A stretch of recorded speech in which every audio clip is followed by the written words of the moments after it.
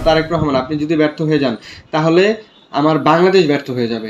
হাদি ভাই হত্যার বিচার, আপনার কাছে হাত জোর করে রিকোয়েস্ট, মাননীয় প্রধানমন্ত্রী জনাব তারেক রহমান, আপনার কাছে আকুল আবেদন, আপনি হাদি ভাই হত্যার বিচারের, আমার বিশেষ করে বাংলাদেশ সরকারের কাছে কিছু অনুরোধ থাকবে যে বাংলাদেশ সরকারের প্রত্যেকটা ডিসিশন আপনার অনেক চিন্তা ভাবনা করে নিতে হবে।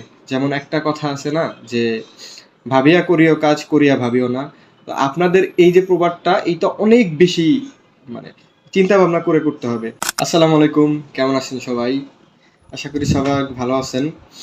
তো আজকে আপনাদের সাথে একটা জিনিস শেয়ার করতে আসলাম আর রিকোয়েস্ট করতে আসলাম যে বর্তমান বিশ্ব যেই পরিস্থিতি, আমরা কিন্তু সবাই একটা ক্লান্তি লগ্ন দিয়ে যাচ্ছি। বিশ্বে যেহেতু একটা খারাপ বা নতজানু একটা পরিস্থিতিতে আছে, তো বাংলাদেশে সেই তাদের থেকে আলাদা না। বাংলাদেশের অবশ্যই এর নেতিবাচক যে প্রভাব এটা পড়বে। তাই আমি সবার কাছে রিকোয়েস্ট করতেছি যে সবাই একটু সাবধানে থাকবেন, নিজের যত্ন নেবেন, পরিবারের যত্ন নেবেন। আর কিছু কথা রয়েছে, যেমন বাংলাদেশে বেশ কয়েকটি ইস্যু কিন্তু দাঁড়াচ্ছে।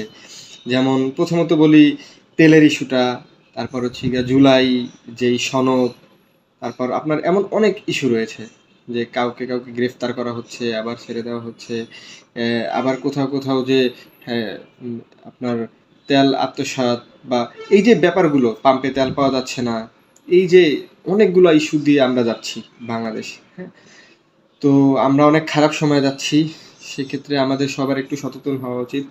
আমার বিশেষ করে বাংলাদেশ সরকারের কাছে কিছু অনুরোধ থাকবে যে বাংলাদেশ সরকারের প্রত্যেকটা ডিসিশন আপনার অনেক চিন্তা ভাবনা করে নিতে হবে। যেমন একটা কথা আছে না যে ভাবিয়া করিও কাজ, করিয়া ভাবিও না। তো আপনাদের এই যে প্রবাদটা, এইটা অনেক বেশি মানে চিন্তা ভাবনা করে করতে হবে।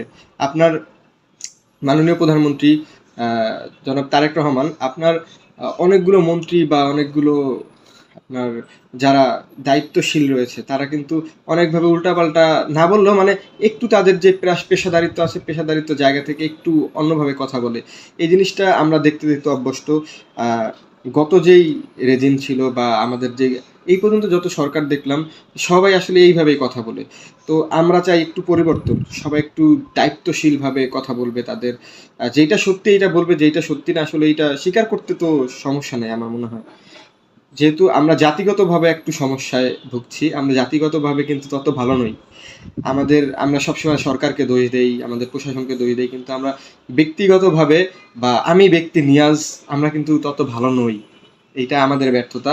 তো আমরা চাইলেই রাতারাতিভাবে আমাদের দেশ অনেক চেঞ্জ করতে পারবো।